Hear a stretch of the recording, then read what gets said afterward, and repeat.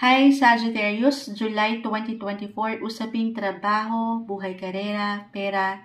Anong kailangang marinig ng mga Sagittarius ngayon? Guidance po, advice para sa mga taong ito. Mensaheng gabay lang po, Sagittarius, message. Para sa mga Sagittarius, anong kailangan nilang marinig? Buhay, trabaho, pera. July 2024, ayan na. Uy, may ilang barahan na dito, the Nine of Swords. Nine of Swords, the Moon, and the Strength card. Okay. Andito, ano yan, Moon Child? Andito, umangat ang inyong kahinaan, Sagittarius. Kahinaan at the same time, ang inyong mga kalakasan. Usaping trabaho tayo. Parang ano lang to eh. The Strength card. May pagbibigay diin. Maaring ang ilan ay expected na rin ito. Maaring handa na ba kayo? Mailang trabaho, extra work, responsibility, obligations. Yes po. Maaring maraming nakahain na sa inyo ngayon pa lang na trabaho. Or ito yung higit na mararamdaman nyo this month, yung pagiging productive and busy sa inyong mga pang-araw-araw na buhay. At dito, syempre pa, yes, andito yung energy para magbigay ng aksyon, magbigay ng focus dito sa kailangan nyong harapin. At the same time, gagamit tayo dito ng enerhiya, yung strength. Hindi siya madali.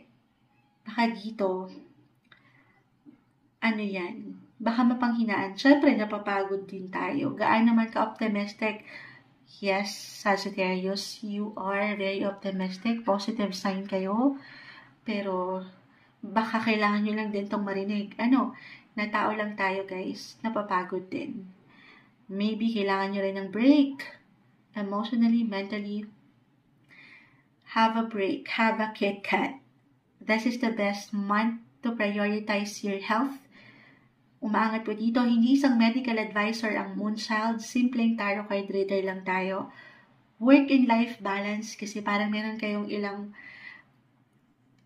maharap, matutugunan. But at the same time, kaakibat nitong pagharap nyo sa ilang kailangan, ay yung pagod. Okay, pakita natin sa live. Tayo po ay live na live. Nine of Swords. Ayan, the Moon. So, pakiramdaman ng inyong hindi lang puso or pakiramdam. Minsan, kasi nga goal-oriented naman, nag-iinat kayo, on fire, the Strength card.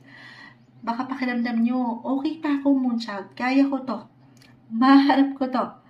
Pero baka hindi nyo na masyadong nararamdaman pala. Kasi nga dito yung eagerness, yung pagiging fighter nyo, yung strength na maharap lahat. Sa trabaho man, tapos meron pa kayo pag-uwi nyo sa inyong mga tahanan, may ilang priorities pa rin kayo. Work and life balance na hindi madali.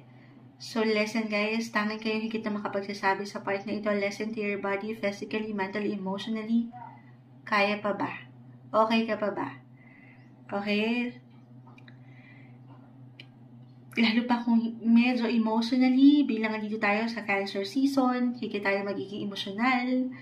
Okay? Para sa ilan, baka meron kayong pakiramdam dyan, baka hindi kayo nakakapagtulog dahil sa sobrang busy ng buhay, or talaga meron kayong isipin, emotionally dalahin na hindi kagaanan.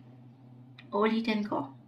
More on self-care, self-love, listen to your body guys. Kung hindi kayo nagiging masaya ngayon, okay, kahit, yes, physically, yung strength andito, but emotionally, mentally, sandali, draining na pala. Prioritize you, yourself, and I. Ano daw yun, Moonchild? Hindi. Pero, pagtuunan nyo yung kayo. Parang yun yung pinaka nakikita ko rito message. Buhay, trabaho, karera. Sabi ko nga yung blessing of work, productivity na ang ganda. Kakailanganin kayo, higit kayo hanapin. Okay, pero sana kung natutugunan nyo yung ilang pangangailangan sa trabaho, pamilya, sana yung kayo rin. Huwag niyong kaligtaan. Okay? Ano pa bang ma-add natin? Money-wise, ayan, ang ilang ingay, patawarin. Ano yun? Bakit ang lakas? Ayan. money-wise, Sagittarius, kung meron kayong ilang kagustuhan, okay, ito yung mga pakiramdam nyo na deserve nyo. Sa mas praktikal, yung mga kailangan. Or yung ilang kahilingan nyo, yung mga nasa wish list nyo or nasa cart nyo na ito. Okay. Ito naman kasi nga nanlalaban kayo. Mabibili nyo yan. Okay, matatanggap nyo yan. Maharap nyo yan. Merong magandang possibility when it comes to money. Or kung sakali, you are in need money-wise, at yun yung nagiging isipin nyo ngayon pa lang. If for some of you, ayan, merong pagbibigay dito na matutugunan. Maharap, huwag nyong masyadong bigyan ng enerhiya na baka wala na or hindi. Okay, baka maka-apekto yan. Excuse me po. Baka maka-apekto yan sa inyong kalusugan. So, huwag kayong mag-alala. Masisettle yan.